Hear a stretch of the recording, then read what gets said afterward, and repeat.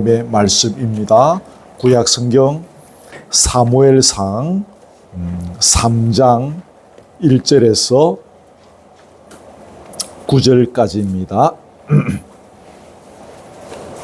사무엘상 3장 1절에서 9절입니다. 제 성경은 구약 412면 정도가 되겠습니다. 찾으신 줄 알고 봉독합니다.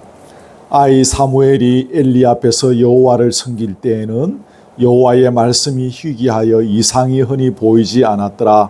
엘리의 눈이 점점 어두워 가서 잘 보지 못하는 그때에 그가 자기 처소에 누웠고 하나님의 등불은 아직 꺼지지 아니하였으며 사무엘은 하나님의 궤에 있는 여호와의 전 안에 누웠더니 여호와께서 사무엘을 부르시는지라. 그가 대답하되 내가 여기 있나이다 하고 엘리에게로 달려가서 이르되 당신이 나를 부르셨기로 내가 여기 있나이다 하니 그가 이르되 나는 부르지 아니하였으니 다시 누우라 하는지라. 그가 가서 누웠더니 여호와께서 다시 사무엘을 부르시는지라. 사무엘이 일어나 엘리에게로 가서 이르되 당신이 나를 부르셨기로 내가 여기 있나이다 하니 그가 대답하되 내 아들아 내가 부르지 아니하였으니 다시 누우라 하니라. 사무엘이 아직 여호와를 알지 못하고 여호와의 말씀도 아직 그에게 나타나지 아니한 때라. 여호와께서 세 번째 사무엘을 부르시는지라. 그가 일어나 엘리에게로 가서 이르되 당신이 나를 부르셨기로 내가 여기 있나이다 하니 엘리가 여호와께서 이 아이를 부르신 줄을 깨닫고 엘리가 사무엘에게로 이르되 가서 누웠다가 그가 너를 부르시거든 네가 말하기를 여호와여 말씀하옵소서 주의 종이 듣겠나이다 하라 하니 이에 사무엘이 가서 자기 처소에 누우니라. 아멘. 사무엘이 어릴 적 성전에 자라던 시절에 밤에 하나님께서 그에게 친히 나타나셔서 이름을 3번 부르시는 장면이 오늘 본문에 나옵니다. 사무엘은 이런 경험이 처음이었기 때문에 자기를 부르는 분이 엘리 제사장인 줄 알았겠죠. 그래서 쪼르르 달려가서 저를 부르셨기에 제가 이렇게 왔습니다 라고 이야기합니다. 엘리 제사장은 내가 너를 부른 적이 없다는 거예요. 그러다가 3번째 만에 이제 엘리 제사장이 아무래도 이 사람이 이제 노련하지 않겠습니까? 그래 눈치를 챈 겁니다. 아, 이거 하나님께서 부르셨구나. 그래서 사무엘에게 이제 이야기하죠. 이제 또 너의 이름을 부르는 소리가 들리거든. 여호와여 말씀하옵소서. 주의 종이 듣겠나이다. 이렇게 말하라. 이제 그렇게 이제 오늘 가르쳐 주는 장면이 오늘 읽었던 내용에 나옵니다. 요세푸스라는 유대 역사가로 굉장히 유명하신 분이 있습니다. 이분의 책에 보면 이때 사무엘의 나이가 12살이었다. 이제 그렇게 이제 이야기를 합니다. 본문의 3절에 보면 하나님의 등불이 아직 꺼지지 아니하였다 그랬죠. 여기서 하나님의 등불은 성전의 어두움을 밝히기 위해서 켜놓은 등잔불을 이제 가리키는 표현인데 그 불이 아직 꺼지지 않았다는 것은 지금 이 시간이 이른 새벽 정도였을 것이다. 이제 그렇게 추측합니다. 뭐 이거하고 그대로 연결시킬 필요는 없는데 새벽 일찍 일어나서 기도하는 것이 여러모로 유리하다 그런 이야기들을 우리 선배들은 많이 했고 그래서 새벽 기도를 더 중요하게 여겼던 부분들도 사실은 상당히 있는 것을 알 수 있습니다. 이제 이 정도 좀 서론 삼아 도입 부분으로 이제 설명을 했는데 조금 본론으로 이야기를 하려고 합니다. 오늘 1절에 보면 여호와의 말씀이 희귀하였다라는 표현이 있습니다. 이걸 우리가 좀 주목할 필요가 있는데 이 장면은 당시 이스라엘 백성들의 영적인 상태가 얼마나 무지하였는가 그것을 보여주는 그런 장면이라 할 수 있습니다. 여호와의 말씀이 희귀하였다 이 말은 하나님께서 이스라엘 백성들에게 더는 말씀하시지 않았다는 것입니다. 우리가 아는 대로 하나님은 말씀하시는 분입니다. 그렇죠?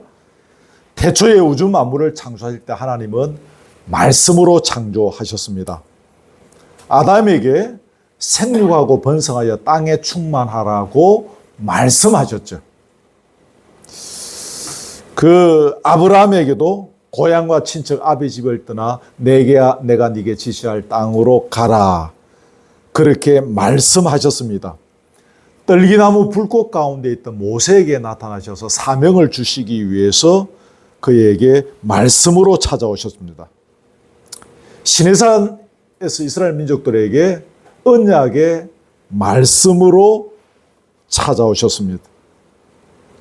또 독생자 예수 그리스도를 이 땅에 보내주셨는데 그 예수 그리스도 말씀으로 사람들을 가르치셨습니다. 그렇죠, 여러분?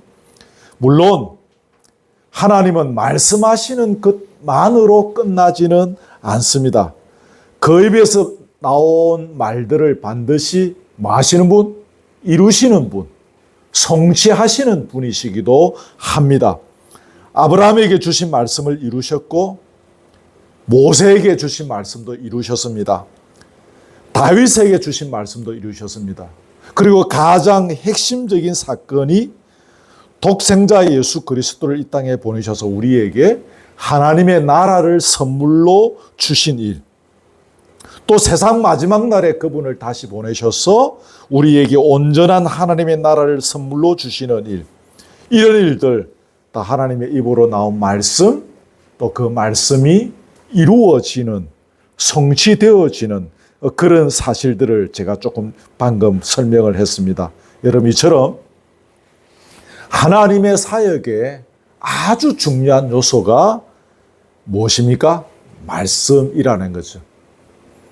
요즘 교회에 아주 중요한 요소는 건물을 굉장히 중요하게 여기죠. 그래서 막 1,000억짜리 지으면 저쪽 옆 동네는 2,000억짜리 짓고 막 이렇게 이제 건물을 중요하게 여기는데 하나님 사역에 아주 중요한 요소가 말씀이 있죠. 말씀을 떠나서 하나님의 사역은 시작될 수도 없고 진행될 수도 없고 이루어질 수도 없습니다. 그런데 하나님의 말씀이 더는 선포되지 않았다는 거죠. 대단히 심각한 일이 아닐 수가 없는 것입니다. 이 사실을 유념하십시오. 그러면 여러분, 왜 그때 본문에서 말하는 이때 하나님께서 더는 말씀하시지 않았을까요? 이유가 뭘까요? 말씀으로 시작하고 말씀으로 진행하시고 말씀으로 이루어 가시는 그분께서 왜 여기 이때 더는 말씀하시지 않았을까요? 여러분, 이스라엘 백성들이 광야에서 쭉 살았지 않습니까? 이전에, 그죠? 그래서 맨날 장막에 말뚝을 뽑아들고 오늘은 여기 내일은 저기 늘 그렇게 유숙하는 방랑 생활을 하다가 가나안 땅에 들어왔습니다. 지금 가나안 땅에 왔습니다. 와보니 너무 좋은 거예요. 이제 더는 옮겨 다니며 살지 않아도 되는 것입니다. 우리 어머니 언제쯤 이사 한 번 안 하고 그냥 한 곳에서 죽을 때까지 살 수 있을까? 어릴 때 저희 어머님들 그렇게 하소연하셨습니다. 이제 더는 옮겨 다니지도 않아도 됩니다. 지금 이 사람들. 언제 어디로 옮겨야 할지 모르고 맨날 짐 살 준비하면서 살지 않아도 되는 삶이 얼마나 좋습니까? 맨날 옮겨 다니는 삶이 얼마나 여러분 고달픈 일입니까?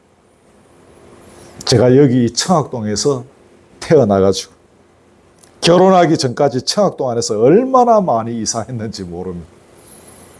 교육자 생활도 이사의 연속이지 않습니까? 짐 사고 짐 풀고 또 짐 사고 또 짐 풀고 그러면서 가구는 다 찌그러지고 결혼할 때 아내가 장만해놨던 농은 찌그러질 대로 찌그러지고 그 얼마 전까지 그거 썼었습니다. 저희 어머님이 얼마나 고달프셨겠습니까? 그렇게 이사를 다니는 삶. 돈에 맞게 새빵 구해야 하고 예전에 아이 많다고 새빵 주지 않았지 않습니까? 제가 새빵 구하는 아버지 따라 다닌 적이 있어요. 몇 살 때인지 모르겠는데 아주 어릴 때인데 우리 형제가 4명인데 아이 몇 명이요? 집주인이 빼끔 문을 열고 저희 아버님이 3명인데요. 그렇게 하면서 집을 구하려 다니셨던 기억을 제가 하고 있습니다. 근데 가나안 땅의 사람들은 이제 물론 당연히 거기 가니까 이스라엘 백성들도 그럴 필요가 없고, 그 땅에 가보니까 가나안 사람들이 그 시대 나름대로의 농경 생활을 하고 있는 것입니다. 물론 지금과 같이 발달된 농경 생활은 아니겠지만 나름대로의 농경 생활을 하면서 한 곳에 정착하여 살고 있습니다. 여러 가지 부분에 있어서 이스라엘 백성들과는 비교할 수 없는 문명적인 부분에 있어서 앞서 있었습니다. 그러니 그들의 삶의 소위 말하는 퀄리티가 이스라엘 백성들에 비해서 훨씬 높은 거예요. 저의 추론이기는 한데 여인들도 훨씬 이뻤을 것이다 라고 생각합니다. 왜냐하면 광야에서 광야로 맨날 떠돌이 생활할 때에 여인들은 얼마나 그의 삶이 누추하고 막 이렇게 황폐하고 거칠었겠습니까? 손이 그렇죠. 근데 이 정착하여 살면서 환경적으로 대단히 월등한 삶을 사니까 여인들도 나름대로 이렇게 외모도 가꾸고 다듬고 그 당시에 나름대로의 이렇게 뭐 연지꽃이 지급 바르고 그렇게 살지 않았을까. 그러니까 여인들도 보니까 훨씬 예쁜 거예요. 그 이스라엘 남자들이 가나안 여인들에게 혹할 수밖에 없었던 것입니다. 이런 연유로 인해 이스라엘 백성들은 그 땅에 대해서, 두 번째는 그 땅의 사람들에 대해서, 세 번째는 그 땅의 사람들이 그 믿는 신에 대해서 탐닉하게 되었습니다. 그러다가 거기에 푹 빠지게 된 것입니다. 눈에 보이는 상을 숭배하면서 현세적 번영과 감각적 쾌락을 추구하는 가나안 종교에 그들이 푹 빠지게 되었다, 그 말입니다. 예전에 하나님께서 이들에게 말씀하셨죠. 너희들 가나안 땅에 들어가거든 절대로 한눈 팔지 말고 나 여호와만 섬기라 그랬잖아요. 그 말씀이 이제 기억도 나지 않는 것입니다. 깡그리 잊어버린 것입니다. 그러다 보니 하나님의 침묵이 길어졌던 것입니다. 내가 그 땅 보내줄 테니까 거기서 나 여호와만 섬기라고 그렇게 신신당부했는데 이놈들이 거기 가서 딴짓하고 있으니, 우상을 섬기고 있으니, 그 땅의 여인들과 결혼하면서 그러면서 막 그냥 희희낙낙거리고 있으니 하나님의 침묵이 길어지는 것입니다. 당신의 영광을 위하여 창조된 당신의 백성들이 엉뚱한 것을 탐닉하고 있으니 당신께서도 이제는 침묵하시는 겁니다. 아까 말씀드린 말씀으로 사역을 시작하시고 진행하시고 이루어 가시는 당신께서 더 이상 말씀을 주시지 않는 것은 그만큼 하나님이 아프다는 것입니다. 슬프다는 것입니다. 답답하다는 표현이지 않겠습니까? 우리 인간도 그렇지 않습니까? 너무 아프고 너무 슬프고 너무 답답하며 우리 입 닫아버리는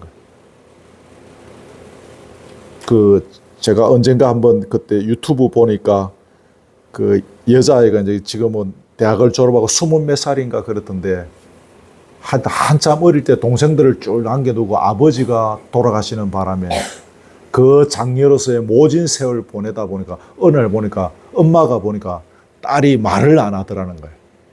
그래서 뭐 치아가 이상한가? 그래서 치과를 가고 막 이랬는데 이 치과 저 치과 갔는데 안 되는데 어느 치과를 가니까 정신과를 한번 데리고 가보세요.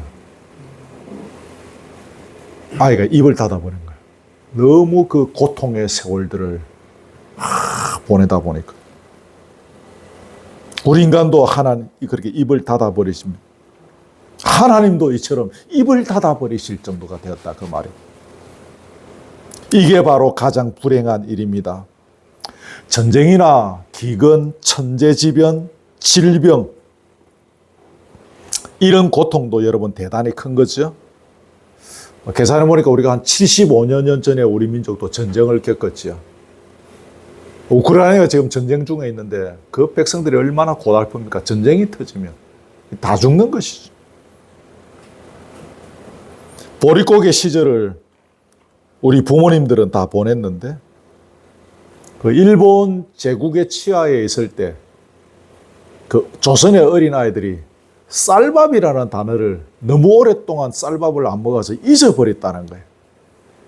그 아주 부잣집에서 무슨 어떤 때는 특별한 날 쌀밥을 먹는 것을 담 너머에서 이래 보고 집에 와서 엄마, 우리도 저 흰죽 저런 거 한번 해 먹자. 쌀밥이라는 단어를 잊어버릴 정도로 우리 조선의 아이들이 그렇게 고통의 세월을 보냈다고 합니다. 그런데 그런 것보다 더 불행한 일은 하나님의 말씀을 들을 수 없다는 것입니다. 하나님의 말씀이 더 이상 선포되지 않는다는 것입니다. 원래 이스라엘 백성들의 역사는 하나님의 말씀으로 시작되고 진행된 역사지. 아브라함, 그들에서 이삭, 야곱, 그 민족의 조상들은 모두 그들에게 임한 하나님의 말씀을 따라서 가나안 땅에 정착했습니다. 여러분 다 아시죠? 신앙과 생활의 표준이 하나님의 말씀이었습니다. 모세가 애굽에서 노예로 살던 이스라엘 백성들을 출애굽시킨 것도, 시내산에서 하나님과 언약 관계를 맺은 것도 다 하나님의 말씀으로 계획되고 실천되고 또 기초한 것들이었습니다. 광야 생활 가운데 성막을 지었죠. 예배 제도를 시작한 것도 하나님의 말씀을 듣기 위한 것이었습니다. 여수아가 민족의 지도자가 되어서 가나안 땅에 가서 거기 가나안 땅을 점령하고 12지파에게 땅을 분배하고 정착하고, 이 모든 일들도 하나님의 말씀에 의지해서 그렇게 다 했습니다. 말씀이 그들의 신앙과 생활의 표준이었습니다. 하나님의 말씀을 들을 수 있는 한 이스라엘 백성은 방향을 잃지 않고 공동체적 방향성을 유지해가면서 앞으로 계속 전진할 수 있었습니다. 이제 이게 끝난 겁니다. 더 이상 들리지 않는 것입니다. 하나님 말씀하시지 않는 것입니다. 오늘 이 시대를 살아가는 저와 여러분도 하나님의 말씀을 떠나서는 살 수 없습니다. 말씀으로 우리 인생을 시작하고 말씀으로 어려운 인생살이를 우리가 버텨나갑니다. 아이가 갓 태어나고 했을 때 여러분, 우리는 여기 해당되는 거 아무도 없지만 여러분, 목회자를 그래도 좀 불러서 같이 말씀으로 그 아이의 인생을 시작하게 하면 참 좋습니다. 그 아이는 아무것도 모르겠지만 말씀으로 그 아이에게 선포하고 머리에 손을 올려서 같이 기도하고, 살아가면서 어려운 인생살이도 여러분 우리가 결국은 말씀으로 지금까지 버텨냈지 않습니까? 제가 할 줄 아는 게 막 없지 않습니까? 그래서 이 나이까지 여기 버텨온 게 하나님의 말씀으로 버텨온 것이죠. 그 언젠가는 우리가 천국 가야 되는데 그 마무리도 어떻게 합니까? 재산 정리 쌈박하게 하고 막 상속 이런 거 하면 마무리 잘 됩니까? 하나님의 말씀 가운데서 우리의 인생 사례를 마무리해야 되는 겁니다. 아멘. 우리의 인생에서 말씀이 빠지면 우리가 아무리 손에 지문이 닿도록 열심히 살았다 할지라도 결국 그 모든 것은 바람을 잡는 것과 같은 허무한 것이 되고 맙니다. 해운대 바닷가의 모래성과 같은 거예요.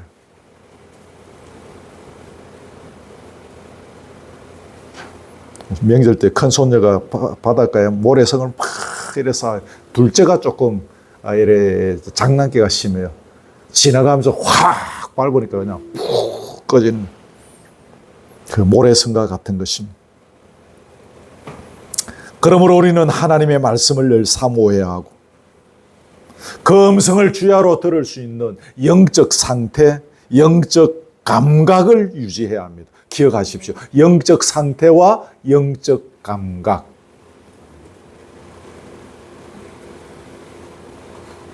아까 언급했지만 9절에서 엘리 제사장이 사무엘에게 가르쳤던 문구 기억하죠?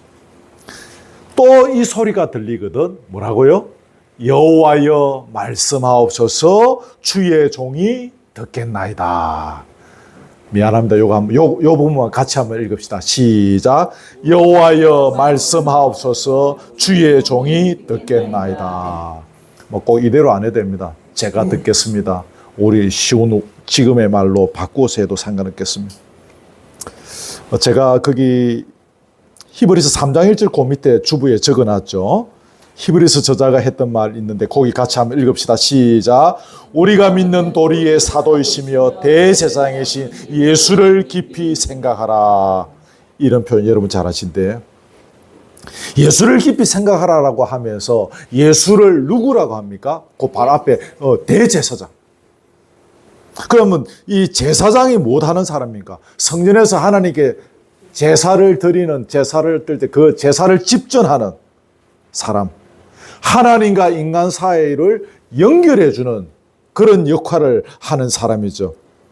그런데 예수님을 대제사장이라고 하는 것은 예수께서 친히 십자가에 달려 죽으심으로 말미암아서 단번에 하나님과 우리 사이를 연결시켜 주신 분이기 때문에 예수님을 대제사장이다, 그렇게 이야기합니다. 그러므로 여기서 여러분, 예수를 깊이 생각하는 것은 뭘 생각하라는 것입니까? 나를 치료해주고 나를 고쳐주고 막 돈도 벌게 해주고 막 출세하게 해주는 그 예수가 아니라 우리를 위하여 십자가에 달리신, 우리를 위하여 하늘의 영광을 버리고 이 땅에 내려오신, 다른 말로 하면 자기를 포기하고 자기를 부인하고 자기를 죽이신 예수를 깊이 생각하라는 것입니다. 아멘. 예수님께서 사람들에게 많은 진리를 가르치셨습니다. 근데 그 수많은 진리 중에 핵심은 무엇일까요? 방금 말씀드린 이겁니다. 자기를 포기하고 자기를 부인하고 자기를 죽이는 것. 이거지 않습니까, 여러분? 우리는 이 가르침의 말씀을 몸으로 들어야 합니다. 이게 예수를 깊이 생각하는 것입니다. 사무엘이 그 시대에 여호와여 말씀하옵소서 주의 종이 듣겠나이다 라고 한 말은 오늘 이 시대로 다시 바꾸어서 말하면 예수님의 자기 부인, 자기 포기, 내려놓음, 자기의 죽임을 깊이 묵상하고 배우고 실천하겠습니다 라는 또 다른 표현입니다. 아멘. 꼭 잊지 마십시오. 동그라미 2번으로 넘어갑니다. 지금은 구약시대는 하나님께서 선지자들을 통해서 직접 말씀하십니다. 선지자들에게 하나님 바로 말씀하십니다. 지금은 직접 말씀이 주어지지는 않습니다. 그때처럼. 왜냐하면 성경을 통해서 하나님의 뜻이 분명하게 계시되었기 때문에 지금은 성경 시대죠. 그래도 여전히 하나님께서는 누구를 통해? 성령을 통해서 당신의 자녀들에게 말씀하십니다. 기억하십시오. 성령 기억하십시오. 예를 들어서 제가 그 성경을 찾아보니까 그 사도행전 8장에 거기 간단하게 적어놨던 것 같은데, 에디오피아 여왕 간닥의 국고를 맡은 내시가 예배하러 예루살렘에 왔다가 돌아가는데 성령이 빌립에게 지시합니다. 이 병거로 가까이 나아가라. 거기 가서 말씀을 전하라. 그 사도행전 10장에 보면 베드로가 환상을 보았습니다. 이게 무슨 뜻인가? 그 설명을 하면 기니까 여러분 책 찾아보십시오. 사도행전 10장. 성령께서 알려주십니다. 그래서 그 답을 풀어가지고 13장에 보면 안디옥 교회가 나오는데 선지자들과 교사들이 금식합니다. 성령이 할 일을 가르쳐 줍니다. 그래가지고 여러분 바나바와 사울을 두 사람을 세워서 선교하러 보내지 않습니까? 성령께서 알려주셨어요. 자, 참고로 우리가 성령의 음성을 들을 때 주의할 점을 몇 가지 말씀드립니다. 거기 손가락표 있는데 A, B, C 있을 겁니다. 성령의 음성은 절대로 성경 말씀과 대치되지 않는다. 기억하십시오. 성경 말씀과 대치되지 않는다. 성령은 하나님의 영이시기 때문에 이미 말씀을 통해서 드러난 하나님의 뜻과 다른 것을 가르치시지 않습니다. 그러므로 성령의 음성은 하나님의 말씀을 통해 반드시 확인되어야 합니다. 내 음성을 들었는데 이게 진짜인지 가짜인지. 그 하나님의 말씀에 입각해서 그게 맞는지 틀리는지를 보면 알 수 있습니다. 두 번째, 성령의 음성은 하나님을 아는 지식에 비례해서 점점 분명해집니다. 우리가 하나님을 아는 만큼 더 분명하게 알 수 있습니다. 오늘 본문 7절에 보면 사무엘이 여호와를 알지 못했기 때문에 그 음성을 눈치채지 못했다 이렇게 나오죠. 그죠? 근데 여기서 사무엘이 그 여호와를 알지 못했다는 말이 지금 그 어릴 때 거기 들어가서 엘리의 가르침을 따라서 율법 배우고 제사법 익히고 이러면서 여호와를 이렇게 객관적인 지적인 면에서 꽤 많이 습득했습니다. 만약 12살이 맞다 치면 그죠. 초등학교 12살 때 우리도 얼마나 똑똑했는데 공집사님 얼마나 똑똑했겠습니까? 말도 못하지 뭐. 그러니까 사무엘이니까 뭐 얼마나 똑똑했겠습니까? 많이 알았겠지. 그런데 자, 그 다음이 중요합니다. 아직 하나님과 1대1의 관계를 통한 친밀한 관계가 형성되기 전, 그러니까 제가 계속 이야기하는 지적으로 하나님을 아는데 가슴으로 하나님을 인격적으로 만나는 그때는 아직 오지 않았다는 것입니다. 그러니까 지금 무슨 이야기하고 있습니까? 성령의 음성은 하나님을 아는 지식에 비례해서 더 분명해진다. 지적으로 사무엘이 많이 알았는데 아직 그런 이게 하나님의 음성인지 뭔지 잘 몰랐다 그거죠. 하나님 인격적으로 만나고 체험하면 더 깊이 하나님의 음성을 분명히 들을 수 있다 그 말입니다. 셋째는 성령의 음성을 우리 내면에 존재하는 어떤 자아의 음성이나 욕망의 소리와 혼동해서는 안 됩니다. 저는 꿈의 전문가는 아닌데 우리가 막 소원하고 꿈꾸고 하던 그런 게 꿈속에 나타난다고 그래요. 굉장히 오래된 옛날 이야기인데 20대 초반 시절인데 꿈을 꿨는데 막 지저분한 이상한 그런 꿈을 꾼 적이 있어요. 제가 지금도 기억이 나요. 젊은 그 시절에 막 그런 거 생각하고 막 그런 데 관심이 있고 그 꿈에 그런 게 나타나는 거예요.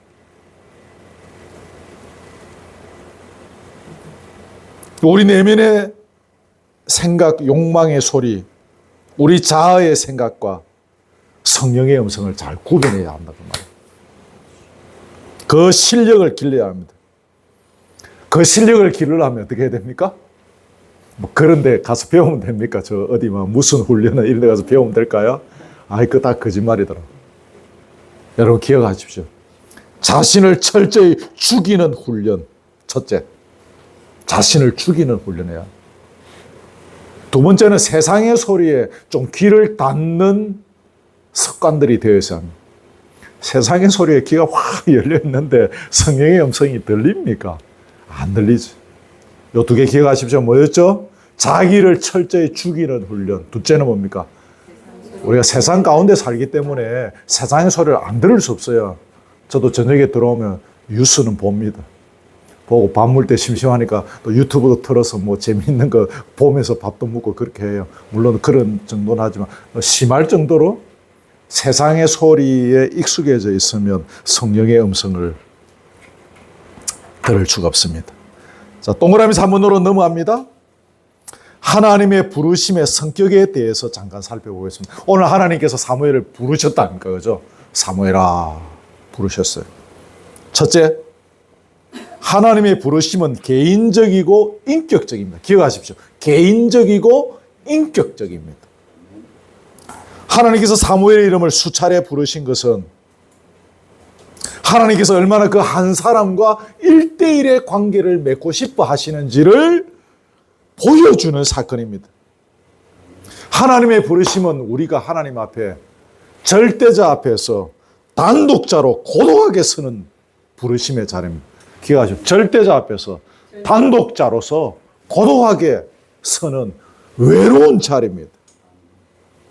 엘리도 한나도 그 누구도 여기에 끼어들 수 없습니다. 엘리 제사장이 그래 네 부를 때 그때 그 소리하다 나를 부르거라 내 좀 도와줄게 안 됩니다. 집에 카톡해갖고 한나 어머니 빨리 좀 오세요. 안 됩니다. 그때 사무엘은 하나님과 단독자로 만나는 것입니다. 우리 고등학교 때 그 선생님, 국어 선생님, 마누라 따라서 바지 그 치마자락 붙잡고 천당도 가고 할 거다. 못 가면 하나님과 우리는 1대1의 만남, 개인적이고 인격적인 만남. 두 번째, 하나님의 부르심은 반드시 뭘 요구한다고요? 우리의 응답을 요구한다. 불렀는데 대답 안 하면 안 됩니다. 불르면 대답해야 돼. 때로 우리가 못 들은 척 하기도 하고 또 우리 뜻을 고집하기도 합니다. 안 들은 척 하기도 하고 뭐라고 합니다. 하는데 해놔놓고 아닌데요 하나님, 아닌데요 하나님 막 그러기도 합니다. 그래도 하나님의 부르심은 우리가 응답할 때까지 계속됩니다. 끝까지 부르는 거예요. 끝까지 찾아오는 거예요. 하나님 안 찾아올 것 같습니까? 끝까지 찾아옵니다. 그래서 우리가 여기 앉아있지 않습니까? 끝까지. 제가 신학교 안 가려고 얼마나 몸부림 쳤겠습니까? 부모님 다 병들어 계시죠. 저는 장가 가서 애까지 있죠. 이거를 어떻게 제가 장남인 제가 이거를 내놓고 내가 신학교를 갈 수가 있겠습니까? 하나님 끝까지 찾아오는 거예요. 그 잠 많은 그 30대 초반, 20대 후반, 30대 초반 시절에 새벽에 벌떡벌떡 잠을 깨게 만들어서 저 앞에서 효성교회 가서 새벽기도 한다고 그거 안 했었어요. 아버지 어쩌란 말입니까? 제가 결단할 때까지 끝까지 추적합니다.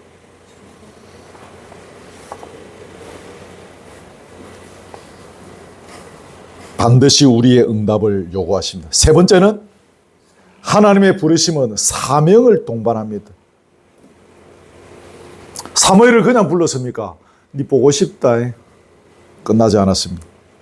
시대를 살려내는 말씀의 종으로 생명을 바칠 것을 명하셨습니다. 모세를 그냥 불렀습니까? 떨기나무 불꽃 가운데 모세를. 아니죠. 고통 가운데 있는 민족을 구출해내는 일에 네가 나가라라고 명령하셨습니다.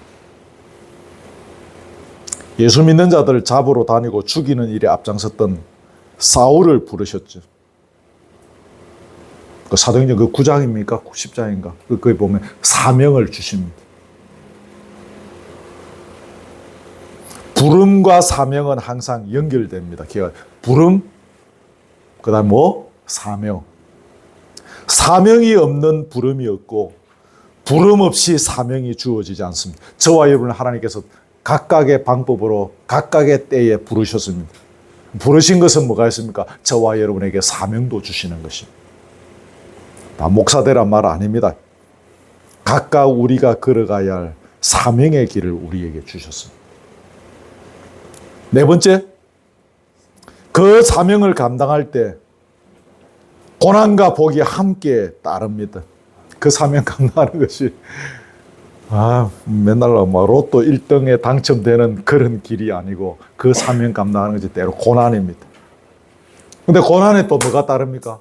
복도 함께 오는 거예요. 예수님이 말씀하신 팔복의 핵심 주제가 뭡니까?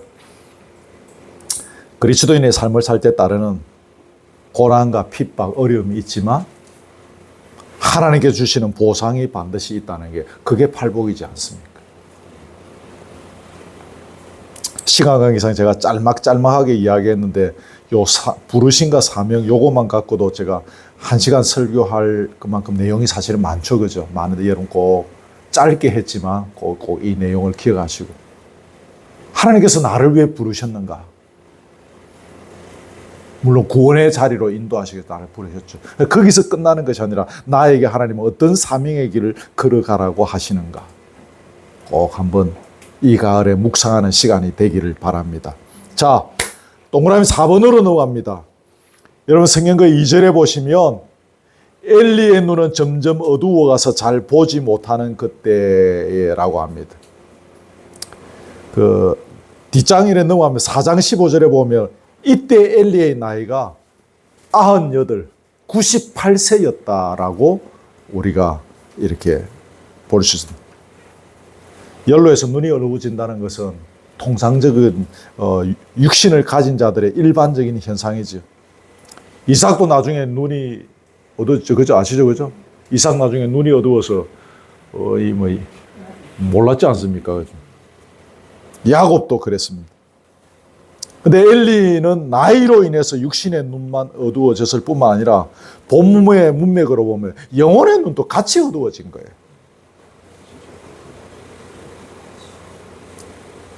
어린 사무엘에게는 하나님께서 음성을 들려주면서 원로급인, 사무엘에 보면 대단히 원로급인 엘리에게는 들려주시지 않은 것을 보면 엘리의 영의 눈이나 귀가 결코 밝았다고 볼 수는 없는 거죠. 그러나 여러분, 나이로 말미암아 육신의 눈이 어두워지고 귀가 어두워졌다고 해서 영의 눈과 귀도 필연적으로 어두워져야 되는 것은 아닙니다. 다 거기 찾아볼 수 있는데 열왕기상 14장에 보면 선지자 아히야라는 사람이 나와요. 이 사람이 나이가 많아서 육신의 귀는, 눈은 어두웠는데 영의 귀는 밝았어요. 여로보암의 아내가 변장해서 그에게 찾아옵니다. 하나님께서 아히야에게 말씀합니다.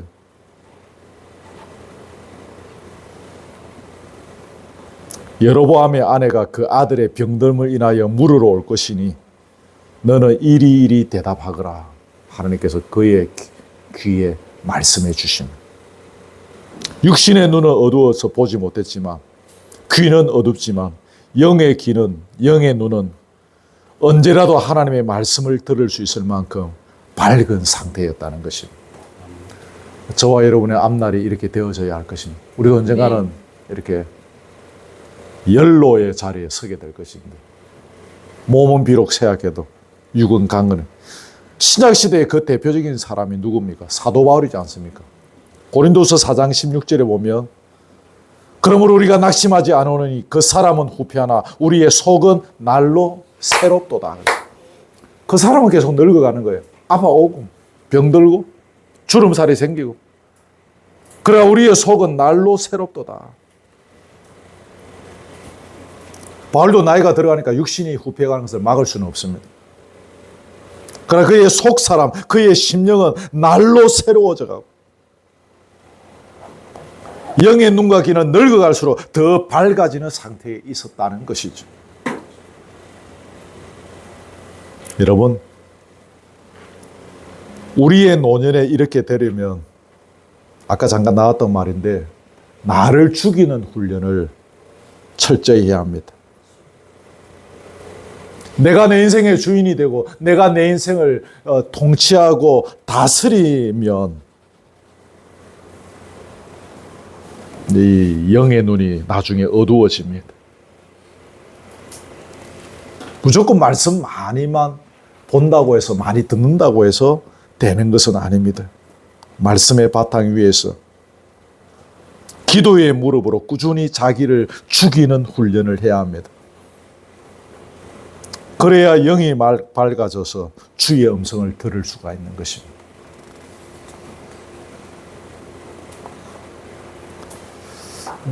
그 다음에 그 밑에 조금 있는 부분은 잠깐 요 몇 가지만 짤막하게 이야기하고 마치겠습니다. 거기에 보면 이제 10절에서 이제 마지막 21절까지 내용인데 이제 거기 핵심적인 부분이 뭔가 하면 하나님께서 사무엘에게 나타나셔서 엘리와 그 집안에 대한 심판을 선포합니다. 아시죠? 그죠? 엘리가 어떻게 하고 홈리와 비느하스가 어떻게 한 거는 저번에 지난주에 한번 말씀드렸죠. 그죠? 그래서 그것에 대한 심판을 말씀합니다. 그 사무엘은 엘리에게 찾아가서 그 내용을 다 말해줍니다. 그리고 하나님께서는 사무엘의 말이 전부 성취되도록 하셨습니다. 그러면서 이스라엘 전역에서 이제 사무엘이 진정한 예언자로 이렇게 인정받는 이제 그런 이제 기회가 된 거죠. 여러분 조금 주일날 오셔서 뭐 이렇게 반가운 단어는 아닐 수 있으나 여러분 거기에 보면 그것을 듣는 자마다 두 귀가 울리리라 라는 표현이 있어요. 이 말이 무슨 말이냐면 하나님의 심판이 너무 충격적이다 그 말입니다. 그래서 공포와 전율로 귀가 멍멍하게 될 것을 의미하는 것이죠. 그만큼 하나님의 심판이 무섭다는 것입니다.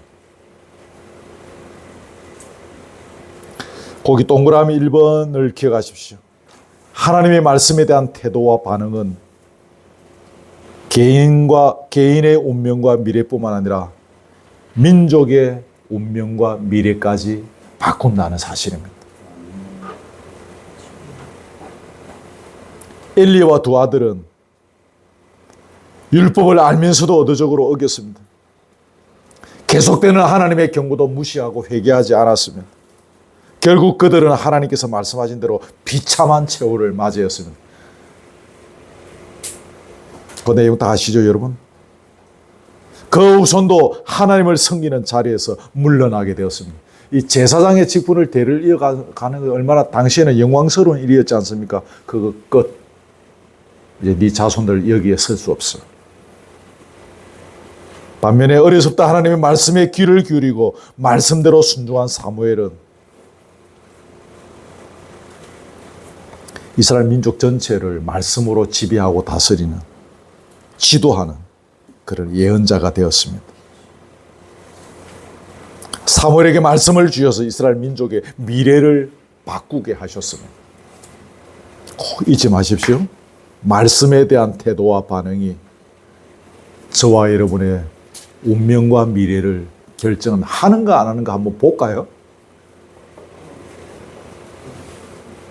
내기 하려면 이제 할 수 있습니다.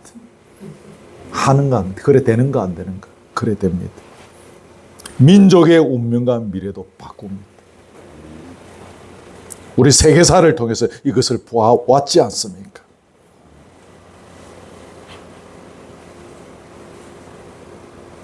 동그라미 2번입니다. 사무엘 한 사람을 통하여 서서히 온 백성에게 하나님의 말씀이 운동력을 발휘하면서 퍼져나가기 시작했다는 사실입니다. 하나님의 말씀은 운동력이 있죠. 여러분 거기 칸이 없어서 다 못 적었는데 신약성의 히브리서 4장에 보면 있죠. 하나님의 말씀은 살았고 운동력이 있고 좌우의 날선 금보다 예리하여 관절과 골수를 찔러 쪼개기까지 하고 이 말씀 여러분 아시죠? 하나님의 말씀이 운동력이 있다 그 말입니다. 말씀은 사람을 거듭나게 하고 새 사람을 만드는 운동력이 있습니다. 교회를 개혁시키고 사회를 변혁시키는 운동력을 발휘합니다. 무엇이? 하나님의 말씀입니다. 그래서 그렇듯이 교회는 주일 이 예배를 통하여 하나님의 말씀을 선포하는 것을 굉장히 소중하게 여기는 것입니다. 비 오고 바람 분다고 목사가 좀 아프다고 이 시간 빼먹은 적이 있습니까? 없습니다.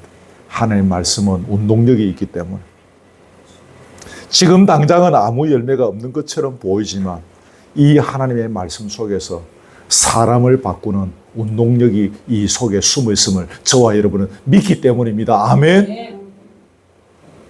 그런 경우들을 우리가 얼마나 많이 봅니까?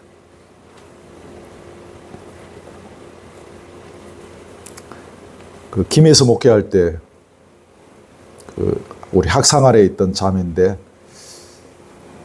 한 번은 주일날 저녁에 청년들 수십 명을 다 데리고 무측산 기도원회를 올라갔습니다. 그리고 무측산 기도원 밑에 그 밑에 주차장에서 이제 김밥 하나씩 나눠 먹고 이제 산을 타고 올라간 거예요. 올라가니까 밤이지 않습니까? 그 예배당에서 잠깐 제가 이제 예배 인도하고 그 동산에 밤에 다 흩어놓았습니다. 자리 깔고 다 앉아서 내가 호가 불 때까지 들어오지 마라. 그래서 새벽까지 기도했습니다.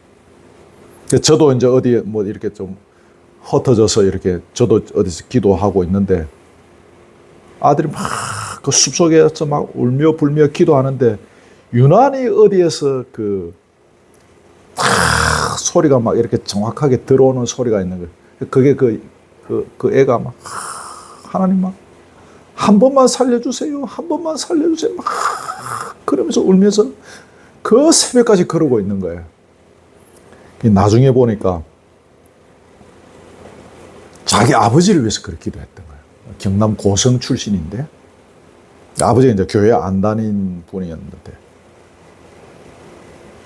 그러고요. 중간에 다 생략하고 이 아버지가 장로님이 되었어요. 그러고 있다. 그 얼마 몇 년 지나다가 목사님 우리 아버지 교회 다니셔요. 그래서 어느 날 우리 아버지 요번에 안수집사 되셨다. 그걸 또 몇 년이 이래 있다가 제가 아버지 잘 계시나? 그랬더니 요번에 장로님 되셨는데요. 그 딸의 기도와 말씀을 통해서 교회 절대로 안 나가지 않겠다던 그분이 그 교회 장로님이 되어서 앉아 계십니다. 그게 그렇게 긴 세월이 아니었습니다. 하나님의 말씀이 운동력이 있다는 거예요.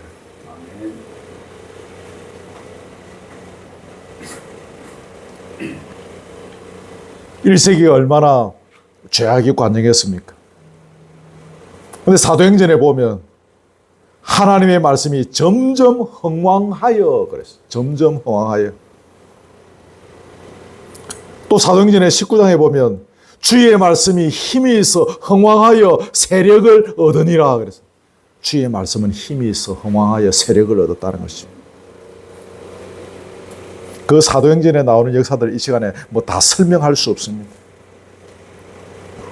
우상숭배의 중심이었던 에베소에서 바울이 3년 동안 말씀을 가르치지 않습니까?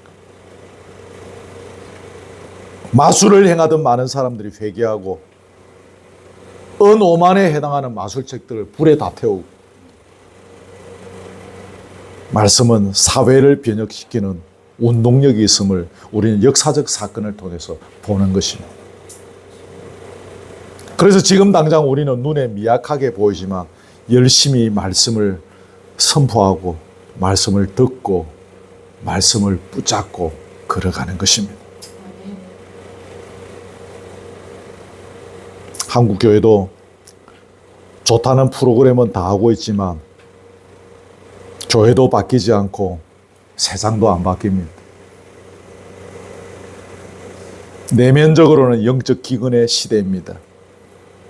이때 우리에게 필요한 것은 말씀으로 돌아가는 것입니다.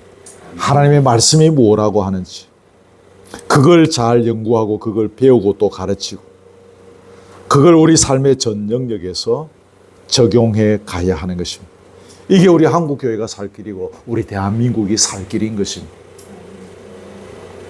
우리 교회가 미력 하나마 이 일에 그런 참여하는 교회가 되기를 바랍니다. 그 마지막 3번만 잠깐 이야기를 마치겠습니다. 19절에 보면 사무엘이 자라매라는 표현이 있습니다.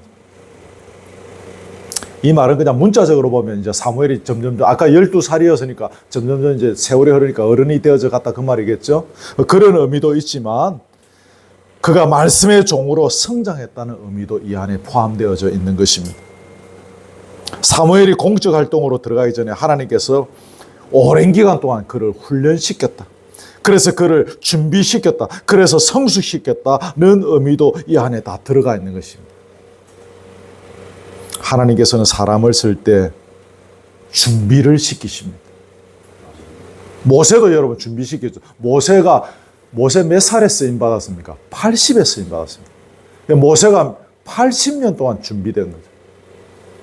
애국 국년에서 40년, 광야 미디안 광야에서 40년, 80년을 하나님 준비시켰습니다. 다윗도 준비시켰고 세례 요한, 베드로, 사도 바울 다 준비의 시간이 필요했습니다. 그리고 나서 주님 앞에 쓰임을 받았습니다. 예수님의 공적 활동은 3년이죠. 준비는 예수님도 30년의 준비 기간을 보내시고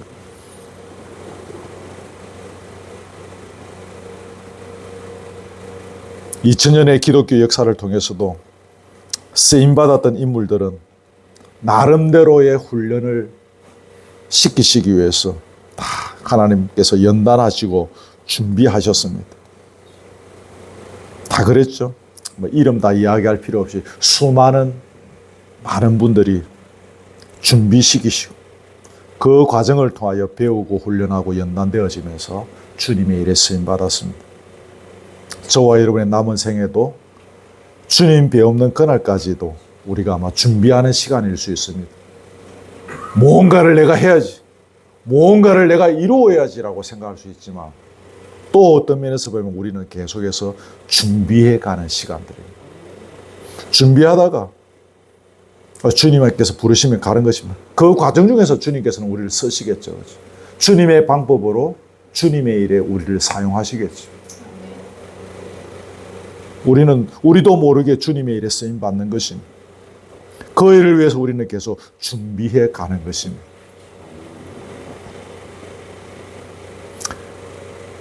교회 생활을 먼저 배우지 말라는 말을 전에 제가 많이 들었는데, 교회 생활에 심취하지 마시고 준비하는 일에 심취하시기를 바랍니다. 준비하다 보면 나도 모르는 때에 꿈속에서라도 주께서 나를 들어 사용하실 것입니다. 아멘. 그런 은혜가 있기를 주의 이름으로 축복합니다. 아멘. 아멘. 찬송하겠습니다. 205장입니다. 찬송가 205장. 찬송가 205장 찬송합니다.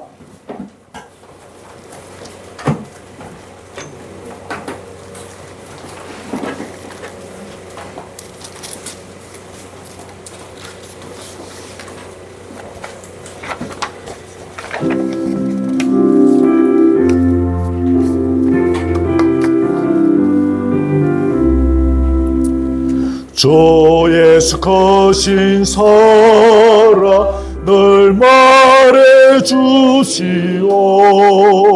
나 항상 듣던 말씀 또 들려주시오.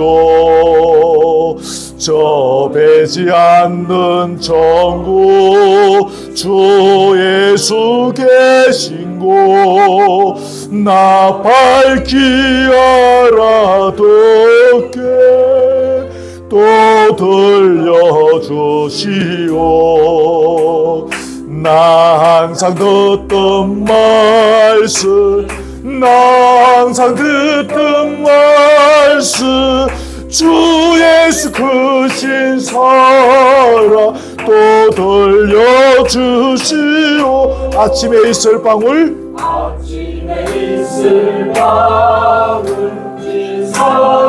짐같이 내 기억 부족하여 늘 잊지오니 잘 알아듣기 쉽게 늘 말해주시오. 날 구속하신 사랑 또 들려주시오. 나 항상 듣던 말씀 나 항상 듣던 말씀 주 예수 크신 사랑 또 들려주시 4절입니다. 세상 헛된 영화 날 미혹할 때에 주 예수 크신 사랑 늘 들려주시. 아멘. 천국의 빛난 영광 내 눈에 비칠 때 주 예수 크신 사랑 또 들려주시오. 항상 듣던 말씀 항상 듣던 말씀 주 예수 크신 사랑 또 들려주시. 나 항상 듣던 말씀 나 항상 듣던 말씀 나 항상 듣던 말씀 주 예수 크신 사랑 또 들려주시오. 아멘. 메모하는 거 보시면서 우리 잠깐만 통성으로 기도하겠습니다. 하나님 아버지 감사합니다.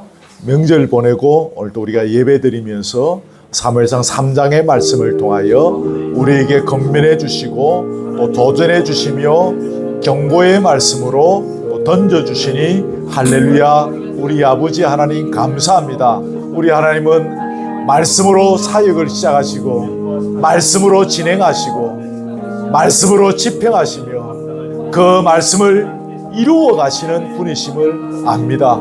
이스라엘 민족의 역사가 그랬고 오늘 이 시대를 살아가는 우리 인생의 역사도 그러하였습니다. 하나님의 말씀으로 시작하며 하나님의 말씀을 통하여 인생이 진행되어지며 하나님의 말씀 가운데서 우리 인생을 마무리해야 함을 우리는 잘 알고 있습니다. 그러나 아버지 하나님, 그 사무엘 시대에 주여 이스라엘 백성들이 하나님의 말씀을 귀하게 여기지 않았습니다. 하나님의 말씀하는 정반대로 우상을 섬기며 하나님의 마음을 아프게 하고 하나님의 마음을 섭섭하게 하고 하나님의 마음을 몹시 답답하게 만들어버림으로 말미암아 하나님이 입을 닫으셨습니다. 하나님이 더 이상 말씀하시지 않으셨습니다. 이스라엘 백성들의 귀에 말씀이 더 이상 들리지 아니하는 암흑의 시대를 보내게 되었음을 바라보옵나이다. 오 주여, 오 주여, 불쌍히 여겨주옵소서. 오늘 우리의 귀를 열어주옵소서. 오늘 우리의 눈을 열어주옵소서. 하나님의 말씀을 듣게 하시고 하나님의 말씀이 보이게 하시고 말씀으로 집중하시는 하나님의 역사를 온몸으로 체험하고 경험하며 걸어가는 우리의 삶의 현장이 되게 해주시기를 할렐루야 할렐루야. 우리 아버지 하나님 간절히 원하옵나이다. 우리가 지금 이렇게 왕성하오나 머지않아 우리의 인생의 세월도 흘러가고 우리의 육신의 몸도 부패하고 늙어져 갈 것인데 비록 우리의 육신의 눈은 새하고 비록 우리 육신의 귀는 주여 어두워 간다 할지라도 우리의 영혼은 우리의 영적 귀는 절대로 혼미하지 않게 하시고 어두워지지 않게 하시고 주의 음성을 세미하게 들을 수 있으며 정확하게 들을 수 있으며 그 음성을 따라 우리의 삶을 걸어가며 우리의 삶을 진행해가며 우리의 삶을 마무리해 갈 수 있도록 오 주여 인도해 주시기를 주여 간절히 원하옵나이다. 하나님의 말씀의 바탕 위에서 자신을 죽이며 자신을 부인하며 자신을 철저히 십자가에 못 박으며 걸어가는 훈련들을 잘 할 수 있기를 원합니다. 나를 죽이게 하여 주옵소서. 나를 십자가에 못 박게 하옵소서. 철저히 나를 부인하고 주여 낮아지는 자리에 설 수 있도록 주여 우리를 다스려 주옵소서. 성령으로 말씀하여 주옵소서. 성령이 주시는 음성을 듣게 하여 주옵소서. 성령이 나에게 주시는 그 세미한 음성을 잘 들을 수 있도록 인도하여 주시옵소서. 하나님 아버지, 명절 잘 보내게 하시고 또 이렇게 함께 모여 예배하며 찬양하며 은혜 누리게 하시고 또 말씀을 통하여 주님 우리에게 주시는 음성을 듣게 하시니 고맙습니다. 우리는 혹 그 시대 사람들처럼 주님의 마음을 심히 답답하게 하고 심히 주님의 마음을 아프게 하고 슬프게 한 적은 없었는지, 그래서 우리를 향하여 주님께서 입을 닫고 싶다고 하실 정도로 그런 암흑의 시간들은 없었는지, 이 시간 다시 한번 우리의 자신들을 돌아보며 철저히 주님 앞에서 우리 자신을 죽이는 훈련을 하며 주여 우리의 영적인 귀와 우리의 영적인 눈을 열고 주의 음성을 듣기를 갈구하나이다. 주여 두 손 들어 기도하오니 우리의 눈을 열어 주옵소서. 우리의 귀를 열어 주옵소서. 세미한 주님의 음성을 듣게 하여 주옵소서. 나의 욕심을 내려놓게 하옵소서. 내 자아를 내려놓게 하시고 성령의 인도하심을 따라 주님이 주시는 음성을 분별하며 들을 수 있는 귀한 눈을 허락해 주시기를 간절히 소원드리옵나이다. 우리의 남은 인생이 언제까지인지 알 수 없사오나 주의 말씀 가운데 우리의 인생이 잘 마무리되어지기를 원합니다. 세상의 방법으로, 세상의 철학으로, 세상의 능력으로 우리의 인생이 마무리되게 하지 않게 하시고, 주의 말씀 가운데 우리의 인생이 잘 진행되어지며 우리의 인생이 잘 마무리되어질 수 있도록 주여 은혜로 역사하여 주시옵소서. 그리하여 하나님의 말씀이 살아있으며 말씀이 운동력이 있으며 말씀이 혼과 영과 관절과 골수를 찔러 쪼개기까지 하는 능력의 말씀임을 우리의 삶을 통하여 증명할 수 있도록 도와주시옵소서. 이 일에 우리가 헛비하지 않게 하시고 이 일에 우리가 주여 소홀히 걸어가지 않게 하시고 말씀이 살아있음을 우리의 삶을 통하여 증명하게 하여 주시옵소서. 아멘. 무너져가는 이 한국교회를 향하여 우리 거루터기 교회가 소임을 감당하기를 원합니다. 사람의 눈으로 볼 때는 어려운 여건이었지만 이 언덕에 거루터기 교회를 세워주셨사오니 주여 이 어두워져가는 시대에 이 한국교회를 향하여 이 한반도를 향하여 우리 거루터기가 해야 될, 교회가 해야 될 길을 보여주시고 그 사명을 잘 감당할 수 있도록 주여 은혜 주옵소서. 성령의 충만함을 주옵소서. 예수 그리스도의 십자가의 은혜와 능력으로 부활의 그 아름다운 소망으로 이 교회 위에 친히 기름 부어 주시옵소서. 이전에 나오는 자마다 은혜를 체험케 하시고 이전에 나오는 자마다 인생의 숙제와 문제를 풀어가며 인생을 말씀 가운데 잘 마무리할 수 있는 열매를 볼 수 있도록 주여 도와주시옵소서. 교회를 여기까지 인도해 주시니 감사합니다. 또 여러 가지 진행되어져 가는 일들, 앞으로 해야 할 일들 주께서 말씀해 주시고 주의 구름 기둥과 불 기둥을 따라 우리가 한 걸음 한 걸음 걸어가게 하옵시며 주의 교회를 사랑하며 그래서 수고하고 애쓰는 모든 교우들 기억하시고 하나님의 위로와 복과 은혜와 능력으로 함께해 주시옵소서. 오후의 교제의 자리에 함께 하시고 먹고 마시는 우리의 영육이 살찌고 배부르며 간절하며 치료받으며 회복되어지며 위로의 눈물이 터지는 서로 향한 사랑의 마음이 흘러넘치는 신령한 자리 되게 하시고 이것을 덤타는 더러운 사탄의 세력이 침범치 못하도록 예수의 능력으로 굳게 붙잡아 주시옵소서. 예수 그리스도의 은혜와 하나님의 사랑과 성령의 교통하심이 죽는 그날까지 하나님의 말씀 속에서 말씀 가운데서 말씀의 능력을 발휘하며 말씀으로 내 인생을 마무리하기를 원하는 사랑 우리 교우들 머리 위에 지금부터 영원토록 함께 있을지어다. 아멘. 할렐루야.